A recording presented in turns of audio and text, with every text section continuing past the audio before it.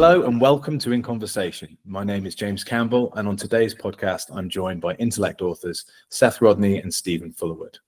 Welcome.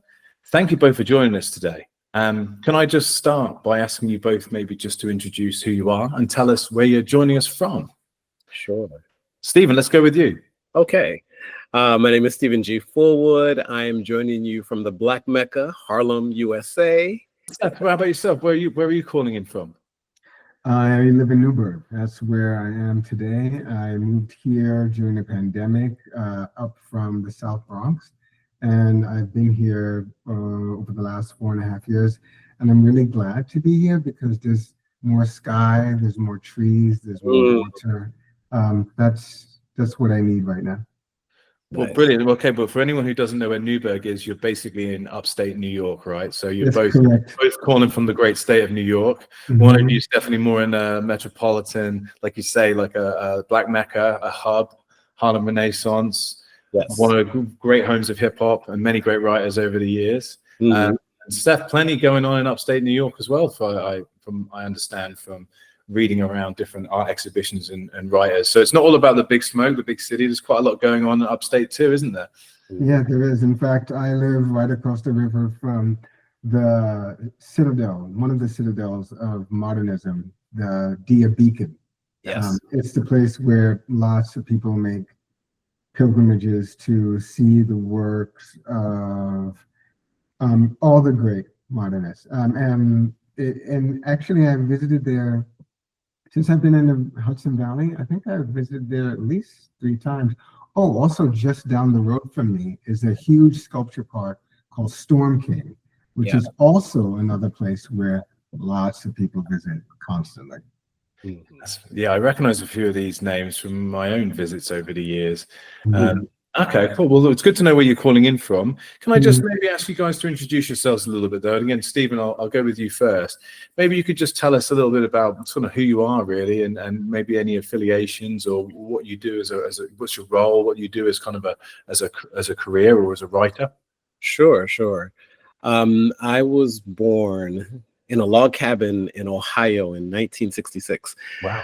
Just kidding, not a log cabin. I was going to say, hang on a minute, that my notes don't track with that. Okay. Whenever I get that question, that energy comes up for me, and I'm just like, I had to laugh at it. So I'm originally from Ohio, Toledo, Ohio, to be specific, and I moved to New York City in 1997 after getting my master's in library science. I thought I wanted to run an institution like the Schomburg Center for Research in Black Culture, which is one of the largest repositories for Black culture, period, globally. I spent 19 years, 3 months, and 24 days there. And I call it a college, just like being in grad school for about 20 years, because wonderful people, amazing collections, great community. And I was taught by Diana LeChatinier, who is an amazing curator, thinker, who not only taught me the technical aspects of archives, but the importance of doing them. So at the heart of it, I'm an archivist, editor, writer, essentially. And so my status right now, in addition to just being active in the community, I am working with Nicole Fleetwood on a project called Marking Time, Art and Age of Mass Incarceration. She hired me in 2021 to be an exhibition coordinator for the exhibition of the same name. This book basically is a look at how art functions within an incarcerated system. So the exhibition featured artists who were both incarcerated, formerly incarcerated, and artists who were actually looking at the system for what it was. We debuted at MoMA PS1 in 2020, and we closed at Two Rivers Gallery in Prince George in Canada in October of 2024. So 6 venues in 5 years. And so that's what I'm doing with Nicole right now. Thank you, Steven. That's fascinating to hear about that exhibition. Thanks for teasing us with that one. I'm sure people can find out a fair bit more online as well if they want to go and check that out. Okay.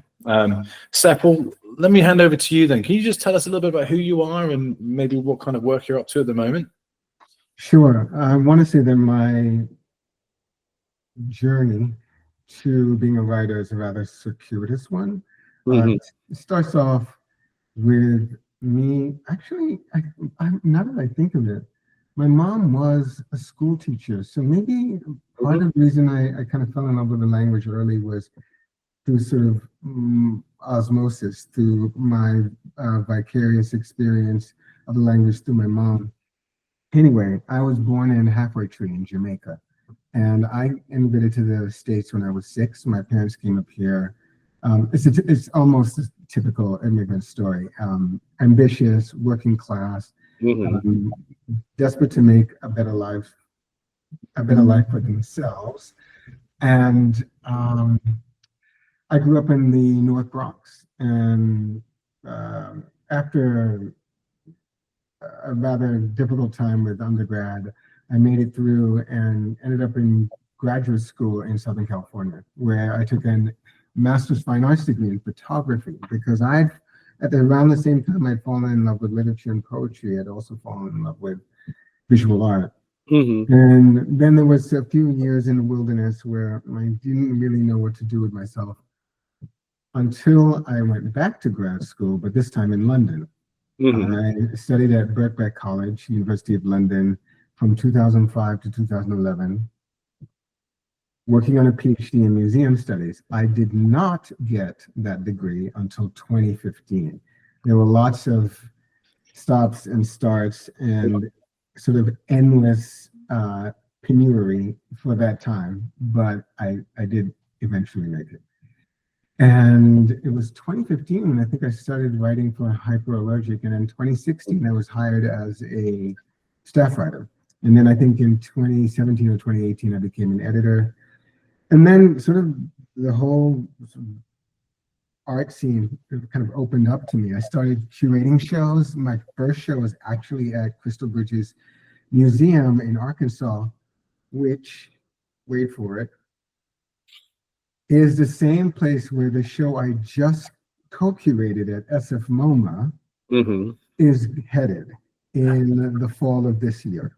I just wrapped up, this is a few months ago, co-curating a huge show, the largest show that SF MoMA, San Francisco MoMA, has ever put on, a show concerning sports. It's titled Get in the Game, and I co-curated it with Katie Siegel and Jennifer Dunlop Fletcher. And it will travel when it closes this month to Crystal Bridges, as I said, in Arkansas, and then the following year to the Perez Museum in Miami. Fantastic. So in the past few years, it's been really been a mix for me, especially in the last 3 years or so, of writing critically about art, curating shows, and editing, as in the book we're about to discuss today. And research, actually, research and writing project was undertaken almost 2 years ago with the Ford Foundation, and we're about to see that sort of manifested in the world a few months from now. So that's the gist of my work for the past few years. Thank you. Well, look, I really appreciate both of you sharing these, little bits and pieces about your own origins as writers and as artists and as curators and from various different industries within the creative arts. But as you kind of mentioned, Seph, today the main focus of this episode is going to be to discuss your forthcoming book, Artists as Writers. But before we dive into the book, I'd love to hear a little bit about how you maybe first encountered the series that it's part of, so the Living and Sustaining a Creative Life series. So how did you guys kind of encounter the series, and how did you end up publishing this book as part of this book series? Did that happen kind of organically, or were you so okay? Well, let's Seph, why don't you pick that one up? Yeah, it really starts off with a personal connection. Sharon Louden knew me because I was working at Hyperallergic, and Parag Vartanian, the editor-in-chief, who was actually contained in the volume as well, has an essay there. He and Sharon are colleagues and friends and have been for years. And so Sharon knew about me, and I saw her out in the wild in the arts districts somewhere in New York. I think it was actually the Lower East Side when we first met in person. And so I knew her personally before I knew about the books. And at some point I got to know the books better. And it was around that time that Sharon said, well, I'm actually thinking about doing a whole series of books along this sort of theme, and I am looking for an editor, and that's how I became part of this project. Because this project as well has been on the go for a while, right, Steven? 2018, right? Is that when you guys kind of began this process? Obviously, we had a little bit of a global pandemic in between there, which probably hampered a bit of the progress. But yeah, so this has been a project that's been on the table for a while. So how did, maybe Steve, maybe you could tell us how you guys met and how this collaboration kind of occurred. Sure. So Seph and I met through a mutual friend of ours, this really wonderful poet by the name of Mingus. And Seph had been in and out of New York City, as he kind of like talked a little bit about his origin story as it relates to his education. And so Seph was around, and just a brilliant, kind of brooding, quiet guy that over the years I got to know him better and better. And so I believe we started a podcast with a friend of his named C. Travis Webb, who's also a contributor in the book, called The American Age. And so we experimented with two of us, and we found out that it was the three of us on this podcast that was the magic, that was the secret sauce. And it's based on how we approach a particular subject. We've got a philosopher, an art critic, and I called myself the hippie because I was just kind of love. What and don't you want someone to care about you? So I was very enjoyed talking with them, arguing with them. I checked out the number of episodes the other day. I think we did 229 episodes from 2015 to 2024. Wow. And so that was like a school, getting to know Seph through his beliefs and his thoughts. And I just think he's brilliant. I think he's an amazing guy. So after he and Sharon talked, I think in the latter part of 2018, he reached out to me about the idea of co-editing this volume. By that time, I had already edited like 3 different anthologies. Their first one was called Think Again, and it was really a small book that was published by the New York State Black Gay Network and the AIDS Project Los Angeles. And it was essentially a volume of people talking about their experiences with HIV, but not necessarily as someone who's HIV positive, but just, living during this time. The second anthology was called Carry the Word, in a bibliography of Black LGBTQ books that I co-published with Redbone Press.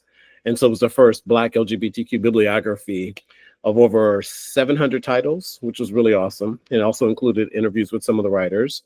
The last book is called Black Gay Genius, Answering Joseph Beam's Call. And in short, Joseph Beam was the editor of the first Black gay anthology called In the Life.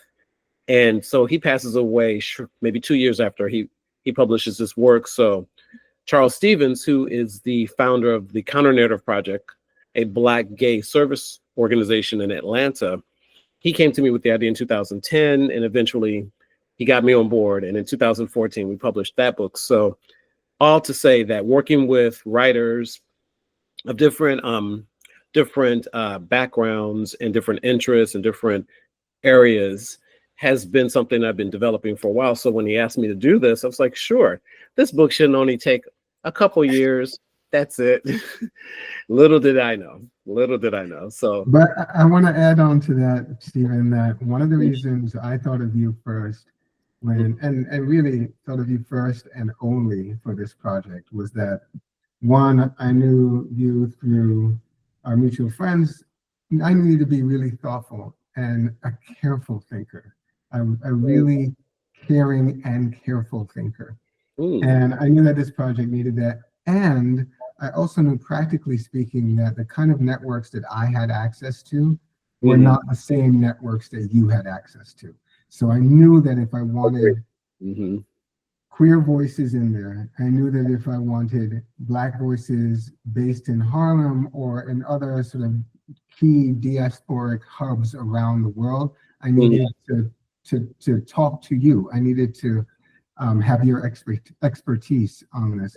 So all of that made it really clear to me when Sharon and I first started talking about this book that I really needed either you or someone very, very, very much like you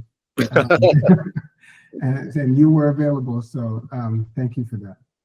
Just to step in there, for anyone who doesn't know, so Sharon Louden is an artist, an activist, and an educator, a woman who wears many hats. But she came to Intellect more than 10 years ago now with this idea for a book on how you live and sustain a creative life as a visual artist. And she produced this wonderful book which she took around the world on tour, and it's been, I think, our #1 bestseller of all time. A fantastic volume indeed it is.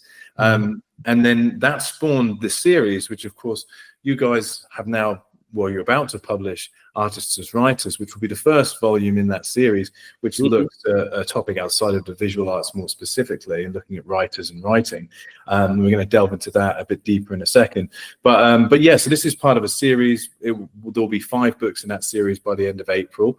Sharon's trilogy of books, the forthcoming one, which will be called Last Artist Standing, looking at artists over the age of 50, which again, a difficult topic to tackle, especially when you've got global pandemics stemming the flow of conversation between different people, especially those at most risk.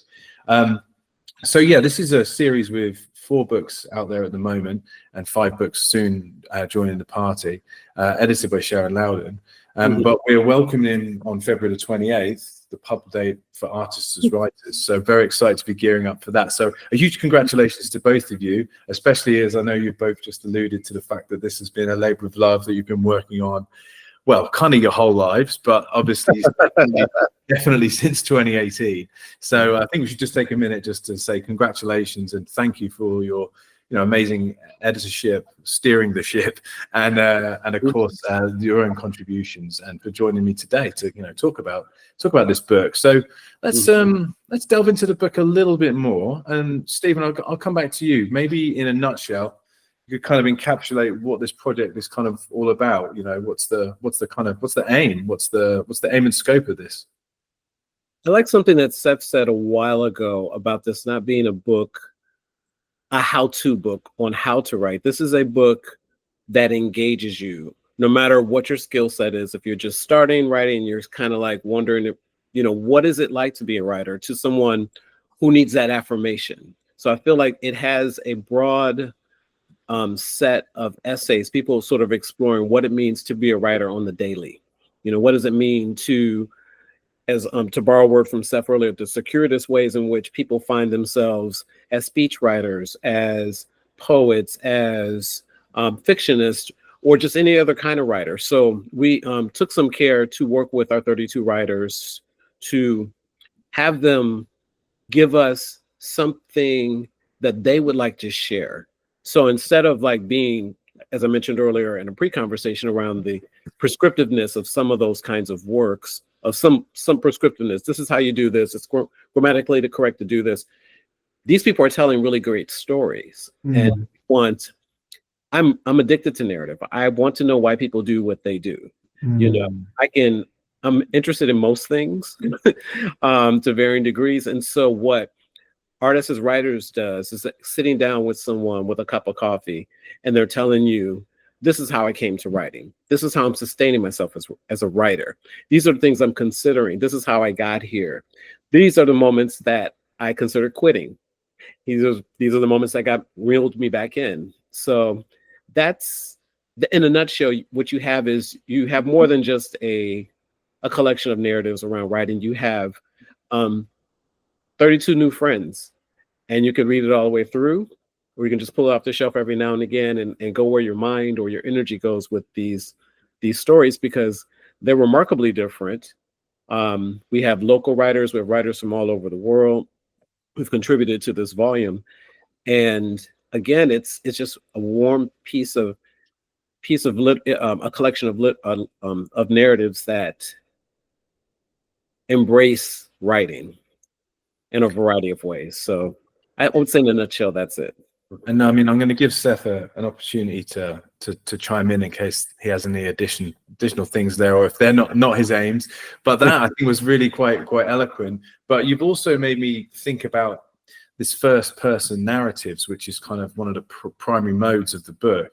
So Seph, I mean, maybe you might want to chime in about that and why what the decision was behind including these 30 plus first person narratives, because I think you're right, Steven. It does feel like a conversation between friends when you're reading this book, and you can read the whole thing and it's a wonderful work, or you can dip in and what's my mood today, who do I need to take a little bit of advice and guidance from today. So I think it does work on multiple different levels. But Seph, how does that line up with your read on it? Two things I want to say about that that are really important. One is, I think part of the reason for taking this approach of telling a personal story as opposed to sort of conveying a set of rules or a particular approach to writing is Sharon. Sharon was very adamant about wanting a kind of personal connection with each of the writers through the writing. I also think that it's the kind of writing that excites both me and Steven. I've done a PhD in museum studies. I've spent enough time in the library reading about scholarly endeavors and parsing how people essentially create knowledge and organize information. And I have had enough for a lifetime. I'm good. I'm good. Like I want the personal. I want you to tell me what it is that actually makes you want to get up and face the blank page, which is always intimidating. No matter how long I've done this, it's still always a little bit scary. And I want to say that, in particular, having these personal narratives be as different as they are is a saving grace of this book. In a moment when we have a government, an administration that is actively hostile to the notion of diversity and equity and inclusion, we have writers from Ethiopia, from Guatemala, from Nigeria, from Palestine, from Poland, from Sweden, someone who was born in Aleppo, Syria. I was born in Jamaica. This is the kind of book which has sort of inclusiveness and access all in and through it. And I think this is one of its powers, is that, like as Steven said, almost anyone, I can't picture a person on the planet who cannot pick this book up and find a story in there that is compelling to them, that is somehow an indication of what they can do and be in the world. Nice. Steven, would you like to add anything to that? I mean, I was just going to say, I'm really glad you mentioned like the diverse range of voices that are in this book, because it is extraordinary. And again, like depending on who you want to hear from that day, you can get all these different perspectives. I mean, my next question was to ask, why do you feel this book is particularly important and timely? And I guess Seph's partly answered that with that exact, by the diversity of voices within it. But Steven, maybe you have something to add to that. I do, and it's I'm trying to figure out how to frame this, and maybe it'll come out as I'm saying it. And that's the idea that it's always time to tell your story, no matter what the political moment is.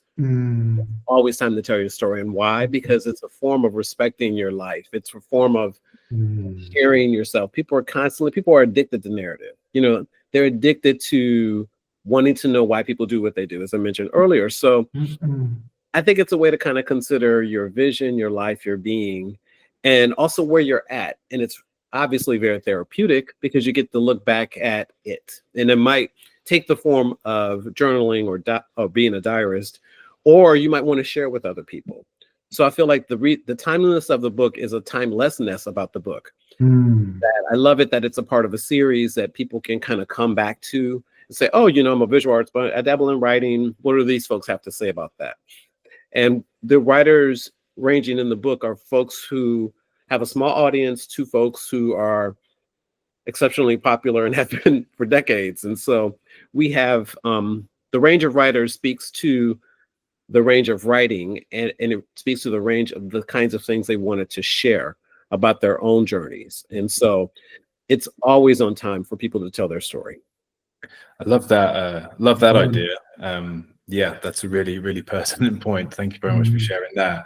And we don't necessarily have the time to to give everyone who's contained in the book their fair share of attention right now. And of course, I urge people to go and check the book out online, and they can do their own deep dive. And of course, many of these people who are contained there, as you mentioned, have had varying levels of success in their own careers, and a lot of them you can go and read their articles, their arguments, and these other bits and pieces online. So do a deep dive. But would you guys maybe just kind of tell us a little bit about some of perhaps the themes or some of those writers maybe, or some of the themes that are contained within the volume, so our audience can have a better kind of overview of what they can expect from these different chapters? I mean, do either of you who wants to pick that up? Seph, do you want to go? Yeah. I mean, I think that we can speak I can speak in somewhat general terms about themes. Like, there definitely is a theme of coming into your own voice, developing the person who you are, realizing that person through the writing. There's several folks in the book who do this. Another theme is writing really as a way to live. There's a particular story of a person who lost a child, and they go through a kind of breakdown, and basically writing provides them the structure. Writing and a couple of other adjacent habits provide the structure for her to kind of rebuild her life. I think writing as a kind of avocation as well as a theme, that the people who are pursuing a particular vocation. In some cases, we have a person who became a judge, and she has been a poet the entire time that she's been writing. So keeping a kind of separate space in her life for her writing practice is completely integral to the person she's become. Right. And I also think that there are these stories of people who become different kinds of writers over time. So we have someone who's a poet, who's become a translator, who's become a novelist, who's become another kind of writer over time. So there's a way in which the writing almost like is a way of tracking their evolution as a person, as a thinker. Yeah. I was going to use the word genealogies. Some of these give us a genealogy of how this person not only came to writing, but how writing maybe even saved their life to some degree. So big fan of that. So yeah, I mean, I really like this kind of exposition because it really shows how far away from a how-to guide this book really is. It really has much more depth. I like this therapeutic kind of component, for the writers contained within the volume themselves, but also for those reading it, they can find an ally and see, oh, okay, this person was able to go from writing this copy to being a poet or whatever that might be. And also perhaps how, like you said, have compartmentalized their writing to keep that safe when other things have been going on elsewhere in their lives. But either way, it's definitely a fascinating book with many, many fascinating contributions. I wanted to ask, maybe Steven, you could jump in on this with this question. Like, you were both editing this, and I imagine there was quite a lot of moments where you were like, wow, yeah, that's okay. That's maybe thinking a different way.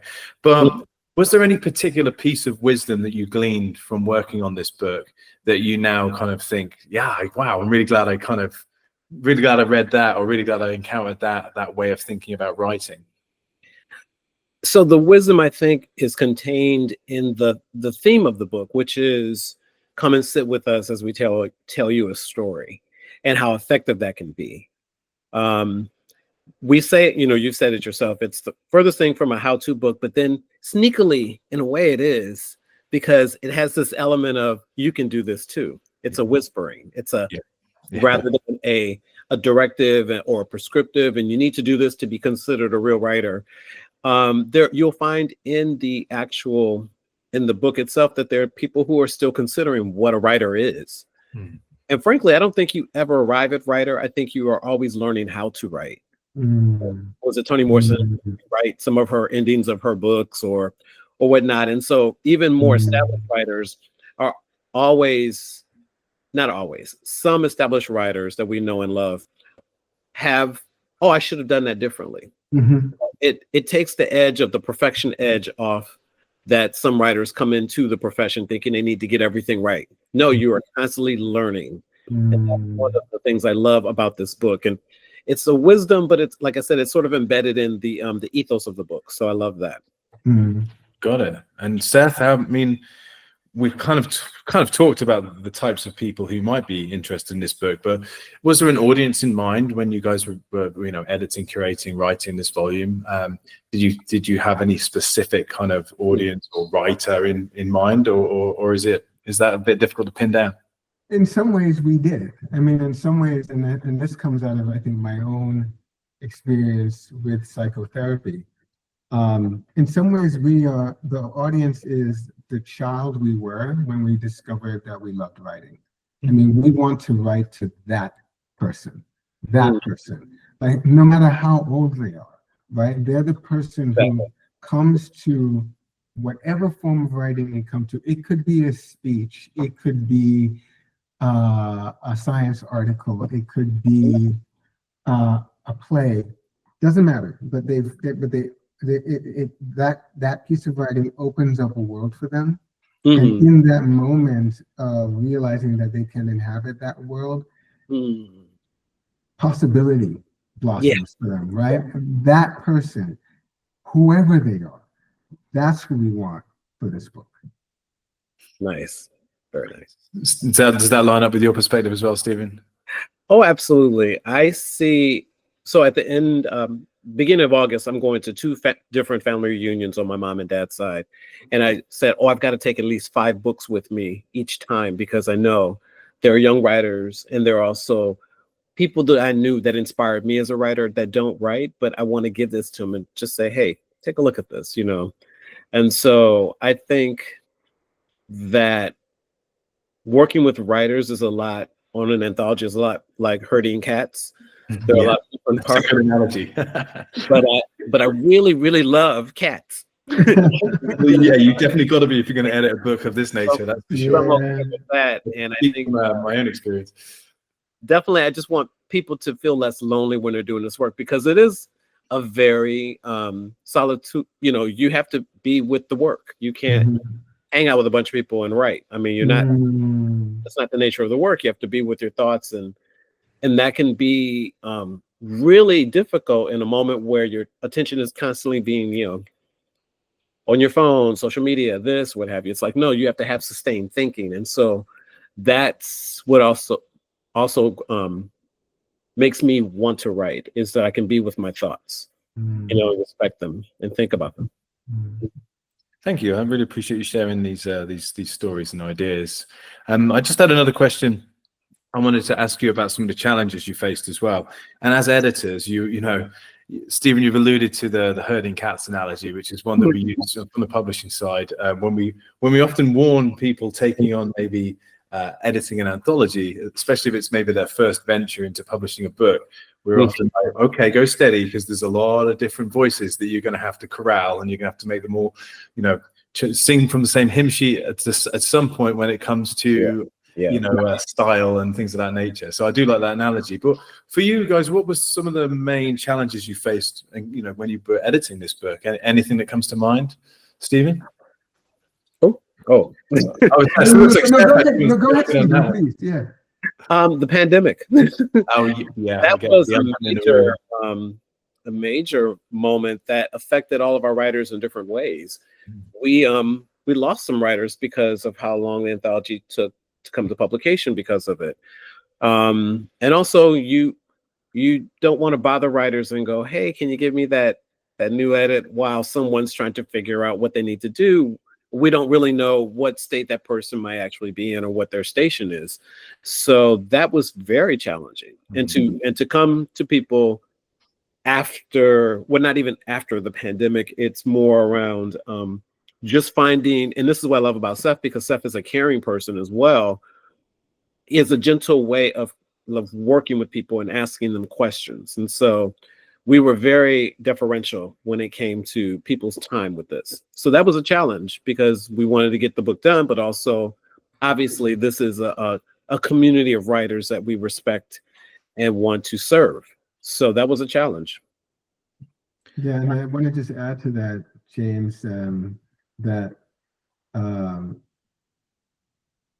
another challenge was that there were moments when, or rather there were essays we received and we thought, oh, we've hounded this person for the past 2, 3, 4 months to finally get this essay. And I recall this specifically 2 writers, maybe 3 actually, who were recommended by friends or colleagues. And I had to work really hard and diligently to get an essay out of them. And when it finally arrived, and Steven and I shared all the work. So Steven saw these essays as well. Mm-hmm. They were terrible. I mean, and by terrible, I mean, they didn't fit what we were trying to do. The stories were not personal. They were, they were ambitious writing, but really experimental, but in a way that did not hardly reveal anything about the author. And we conferred and we were like, we can't take this. Like, it's just not going to work. And so, there's that as well. There's the challenge of like actually, and this reminds me actually of an anecdote. I was at New York Live Arts and I was present for a conversation between Marlon James, the Jamaican novelist, and I think it was Bill T. Jones. And Marlon talked about, and I feel comfortable using his first name because he's actually a friend of a friend, but I've never actually met him.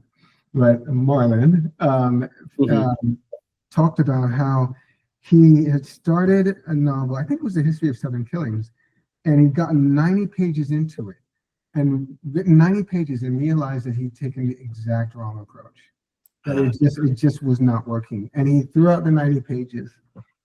And I think Bill T. Jones asked him whether he felt like devastated at that point. And he said, no, I was elated because I figured it out. I figured out, oh, not that. A lot of people never get there, right? Exactly.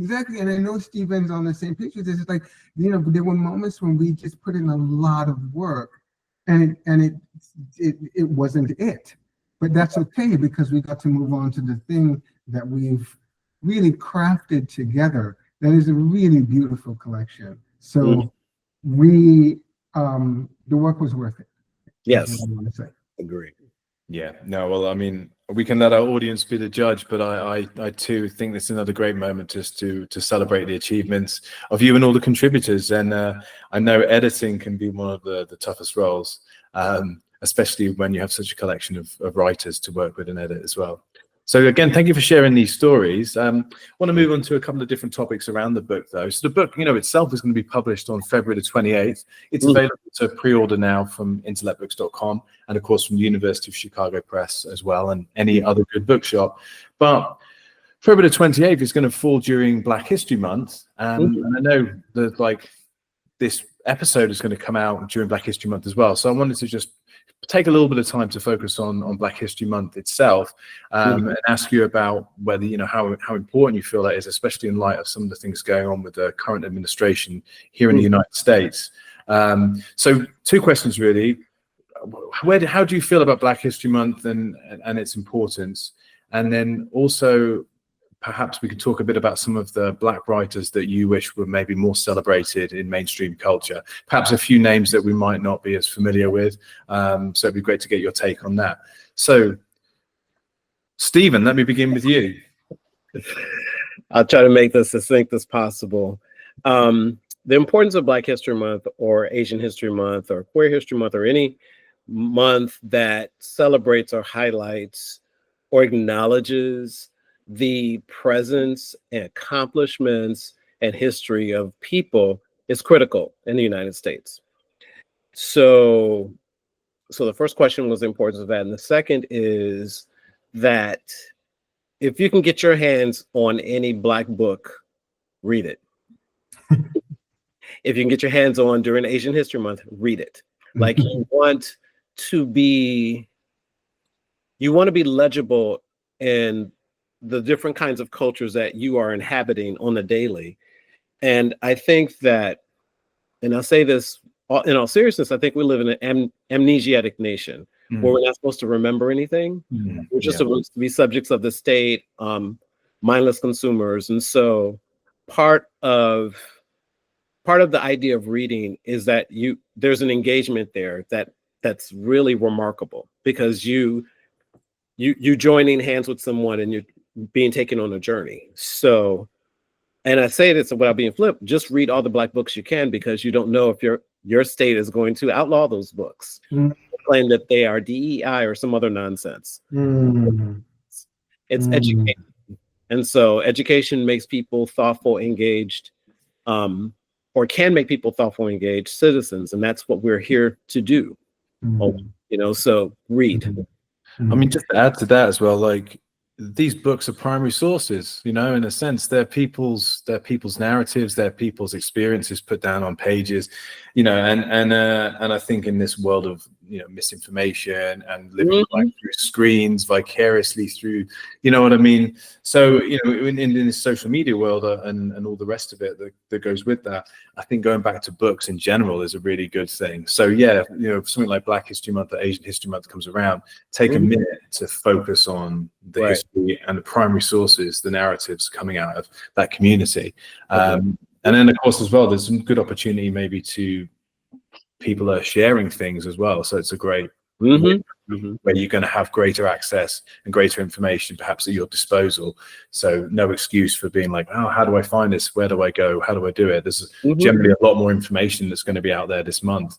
So do look for those resources. And Seph, over to you. And I just want to add to this.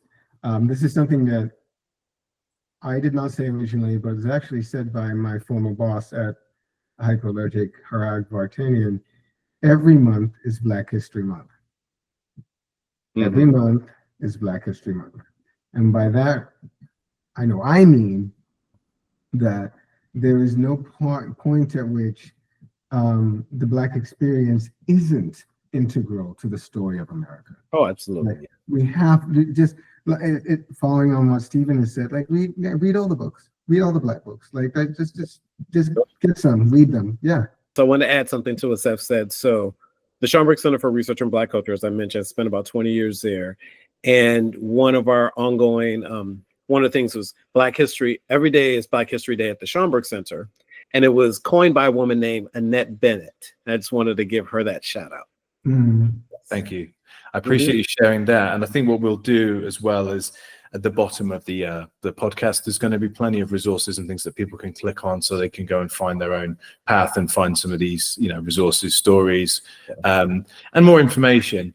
And I mean, I'll give you guys both a minute to continue the conversation on this topic. But if someone was looking for one of these writers, maybe to start with, though, is there anyone you would like to shout out? Are there any Black writers that maybe you think people should go and check out? Maybe that haven't had the shine so far through like literary history or anything like that. Known to whom or invisible to whom, essentially. Yeah. And so to hold that and kind of think about it this way, where again, there are a number of Black writers who, some of which I have never heard of or read, who have amazing narratives. But if I had to choose one that I really enjoy, it would be a woman I call my godmother, the Toni K. Bambara, who was a Harlem-born writer who considered herself a community worker versus a writer because her writing was in service of building community. And so anything by Toni K. Bambara is exquisite, smart, funny, interesting, and dead on. Thank you. Seph, anything to add? I guess just to contrast a little bit with Steven's suggestion, I want to shout out a couple of the poets, because when I was coming up, it was the poets that really spoke to me. Gwendolyn Brooks, I still think she's she's it. Nikki Giovanni, just that sense of humor and that sense of insight. Sonia Sanchez, who was like just unafraid of everybody and everything. So some of these women wrote some really fierce and eternal lyrics. So I would recommend those women any day. And I imagine, you know, you've got plenty of advice just for writers generally, but is there any specific advice you'd like to give to Black writers? Something I would tell all writers, which is simply write. Just write. Write when you don't feel like it. Write if you think your shit is terrible. Write, because it matters, because that's how you learn to write. You write, you share with people, you go over your work, you refine it.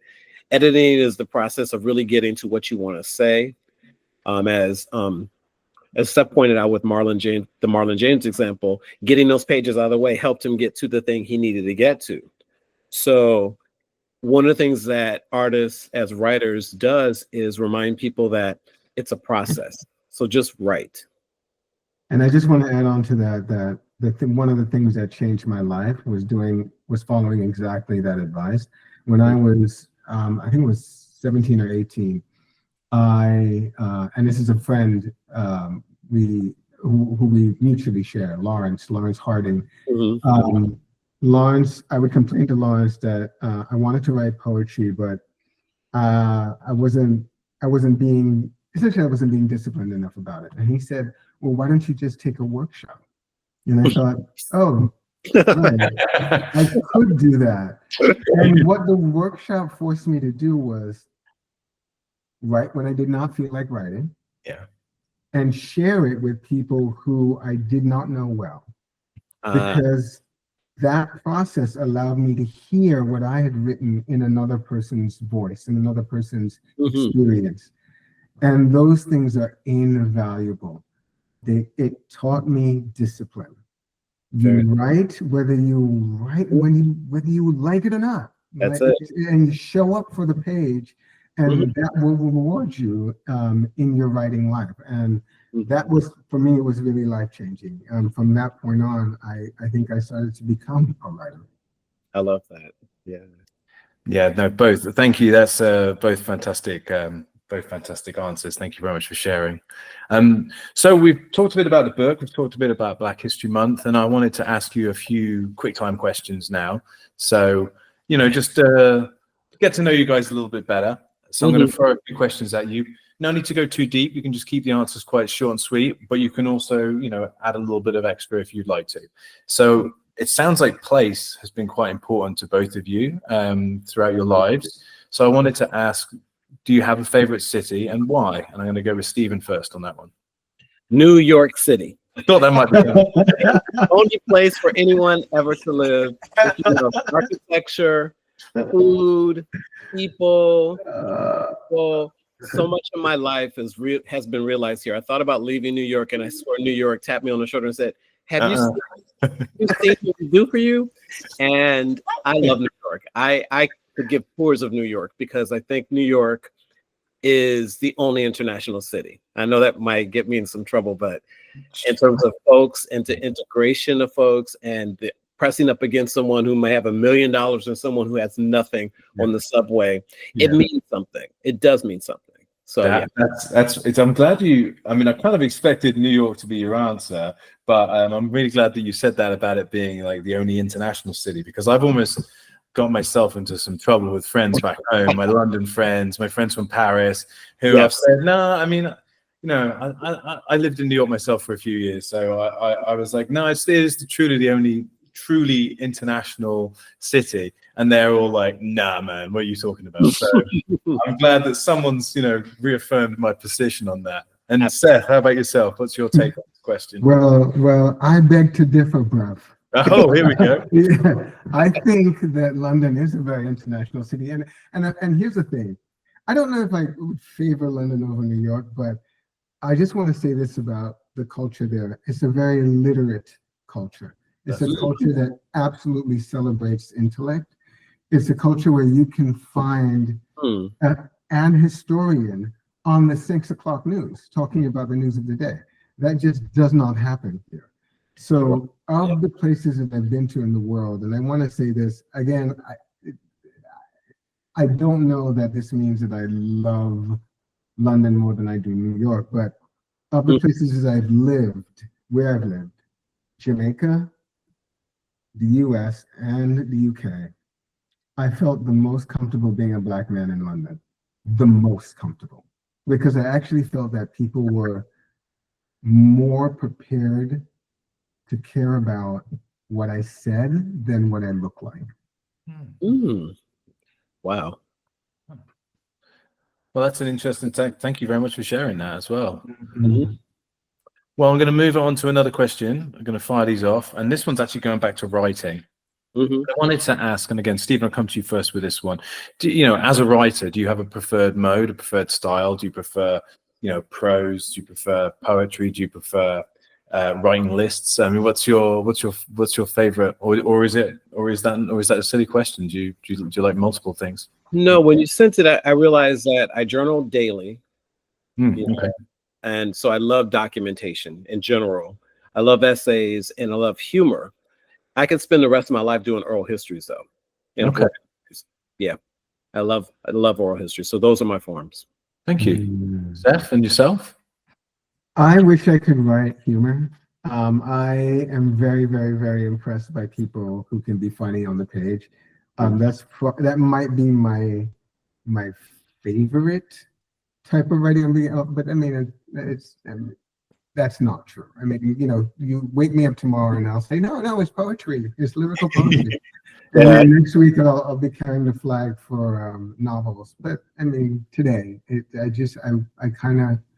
I wish that I had that kind of facility. Mm-hmm. Okay, thank you very much. Mm-hmm. And I was going to ask which writer you would say has had the greatest influence on your own work. And Steven, back to you for this one. So many writers, some of the writers that Seph mentioned, but I'm go back to Toni Cade Bambara. This is a public service announcement for Toni Cade Bambara because I love the way she wrote. I love how she wrote. I love the politics behind how she wrote and how she used her writing for the community. So it was someone might walk up to her and say, hey, I need someone to write a letter to my son. And they may not have that skill. So there were moments when she talks about how people reached out to her because she was the writer lady in the neighborhood. That's the kind of work that I'm interested in. I want my writing to be useful. And so she impacts me in that way, in style, delivery, skill set. Toni Cade Bambara. Thank you very much. Mm-hmm. Seph, any big influences for your own work? Well, I mean, this one is not going to come as a surprise to Steven because he's heard me talk about this poet a lot. Sylvia Plath. I mean, it's kind of always been Sylvia Plath for me ever since I was a teenager. She's the first poet I ever read who made me want to memorize her work, made me want to keep it with me so I could just have it. I still very much feel that way about her. I feel like I carry her knowledge with me and her way of looking at the world. And frankly, I still haven't yet encountered another person who has a voice with that kind of power, that kind of drama, that kind of insight. Nice. Any particular favorite poems or? Sure. Morning Song. Okay. Cut is great. Cut's an amazing poem. Fever 103 Degrees, everyone talks about it because everybody talks about Daddy. Yes. Those last lines, Daddy, you bastard, I'm through. It's a mic drop moment. Yeah. Well, I mean, the beauty of asking you these questions is, they're kind of fun and everything, but I'm hoping that we're going to illuminate a few people out there who are going to encounter Sylvia Plath or some of these poems, at least maybe for the first time, because we're communicating with obviously people who will be familiar with both of you and want to find out about this book and want to glean some extra information. But there'll also be communication studies scholars, fashion scholars, general interested folks checking in too. So it's great to kind of share these personal kind of moments and insights. So thank you both for these personal answers. I feel like you might have answered this one, but I'm going to ask it again in a different way. But is there any advice you wish you were given when you were starting out on this path as writers? I mean, this notion of read and write seems to be pretty at the top of your list. But is there a bit of advice that you wish maybe someone had passed on to you that might have expedited some of your challenges or helped you get over a few hurdles? Steven, anything? I think I would have enjoyed hearing someone say it's going to be the hardest or soul destroying thing you can do, but it's going to be so worth it. So worth it. You're going to learn that you cannot write certain things and that you're going to have to refine. You're going to, I had a professor once who in a history class, and she's just going through everybody's papers and we're all mortified. And she's writing on the board. She goes, Steven, you've got to stop doing that.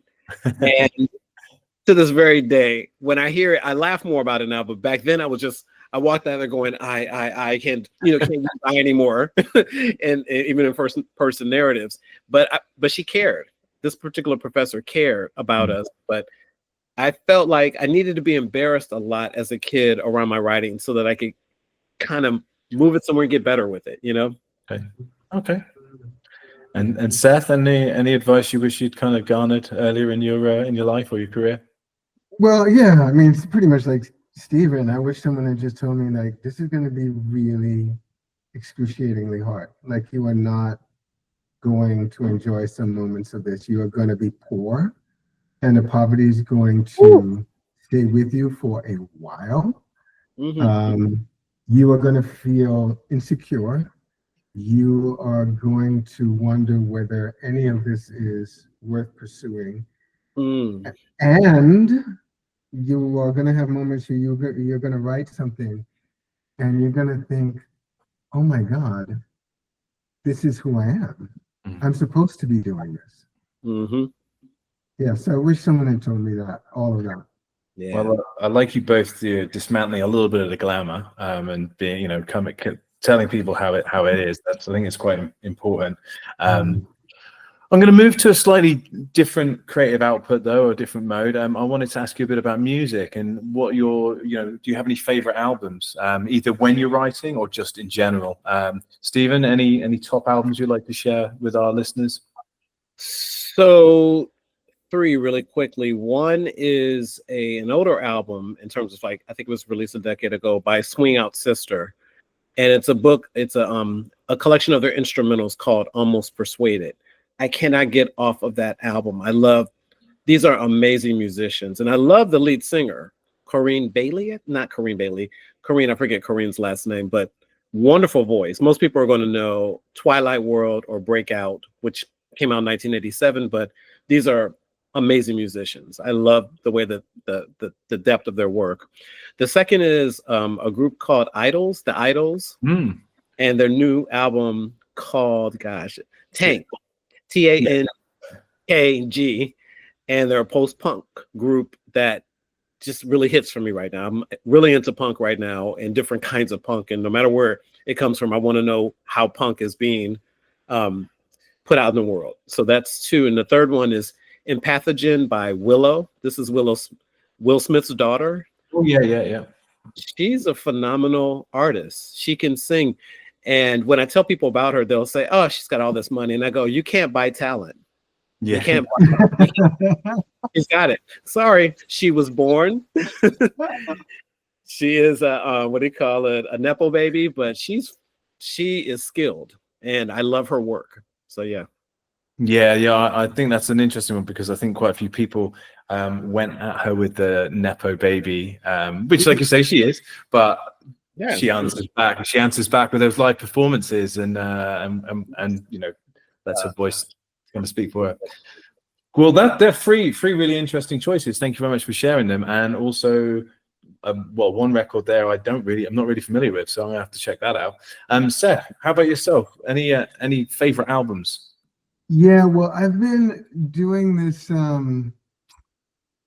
I've been lately on this kick with this artist named Fink, who, by the way, the person who a long time ago now, Steven mentioned was the mutual friend who introduced us, Mingus.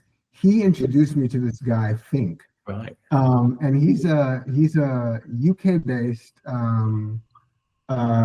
musician, really a storyteller.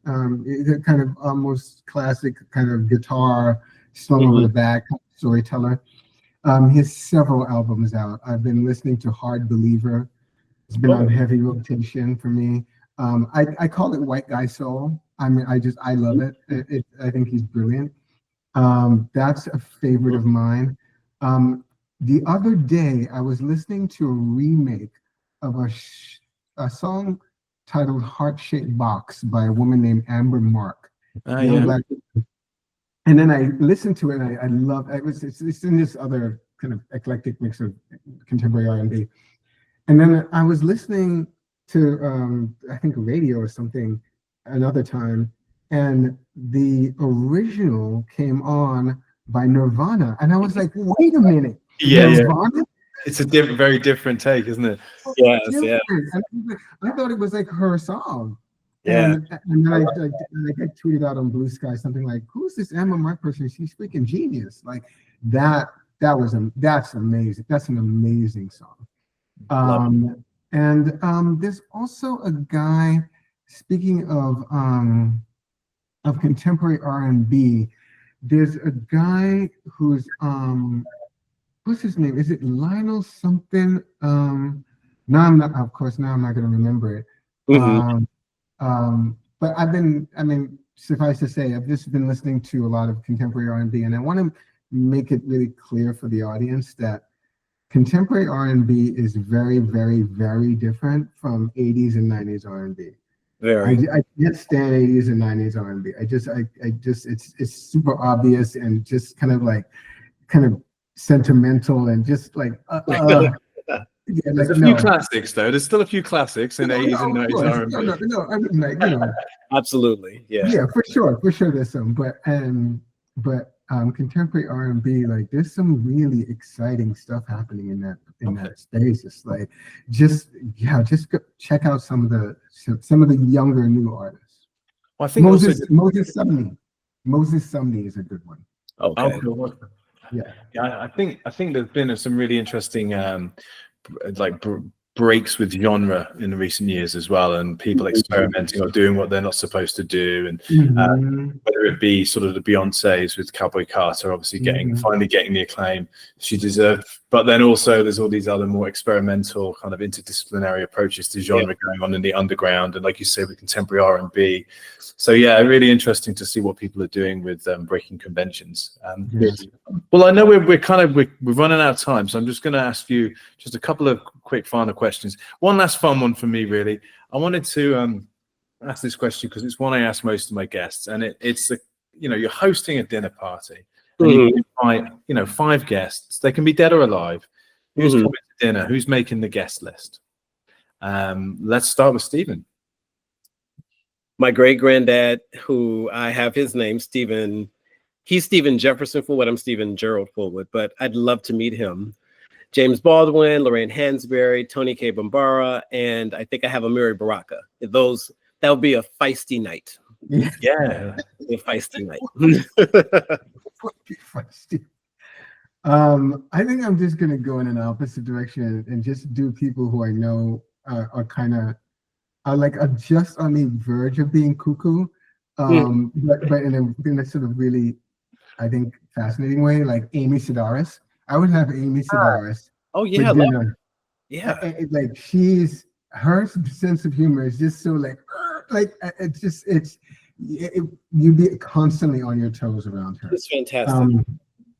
George Carlin, bitter but really, really funny and really inventive, and really insightful. I would probably have I mean, this would be a kind of incendiary mix, but the guy used to write for Richard Pryor. What's his name? Ooh. Kevin Moon, Moon. I'm not sure. Oh, I didn't. So, but he was a co-writer with Richard Pryor. Yeah, and he just passed away like a few years ago. I want to say like 2 or 3 years ago. Anyway, I would like to have him, and then I would always want to be around James Baldwin. I just think that he's one of the sort of premier intellects that the U.S. has ever produced, and it would be great actually to be in the same room as Susan Sontag. I don't know of a writer who is braver than she was. In that moment when 9/11 happened, and she and everyone was up in arms about the terrorist attack, and she, in the pages of the New Yorker, said she went against the grain and said, these attackers, there was a lot of things, they were fanatics, etc., but they were not cowards. And saying that was a thing that got her volumes of hate mail. And I think I want to be around someone with that much courage, with that much bravery. I'm just talking about Susan Sontag. Yeah, I just feel like she's just one of those people I deeply, deeply admire, and I would like to be in her presence for sure. She's intense. Yeah.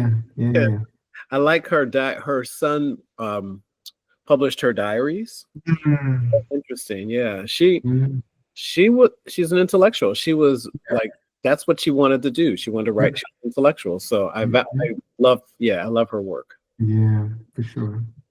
Well, I want to just say thank you to you both for your insights, your time today. I really want to get an invite myself to both of these dinner parties.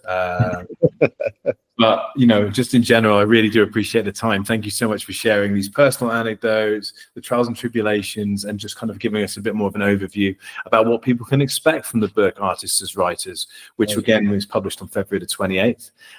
But do either of you have any final thoughts or any final comments, anything you'd like to say? I think my only final thought is build, if you don't have it already, build your community. Build community, support community, check on people right now. It could be a very precarious moment that some people might be in that don't feel like reaching out or feel like they reach out to people. If you have money, give it. If you have time and food, give it. This is a time where you'll be tested to see what you actually believe. Mm-hmm. And part of building a strong community is making sure you check on other people. Mm-hmm. Very well put. Thank you, Steven. And Seph, any final thoughts from you? No, I want to end on what Steven has said. I think that's good. Yeah, I think that is really good, and that's a wonderful note for us to leave on. So thank you both again for your time, and thank you both for all your wonderful work editing this fantastic volume, Artists as Writers, available now. Thank you very much. Take care. Thank you.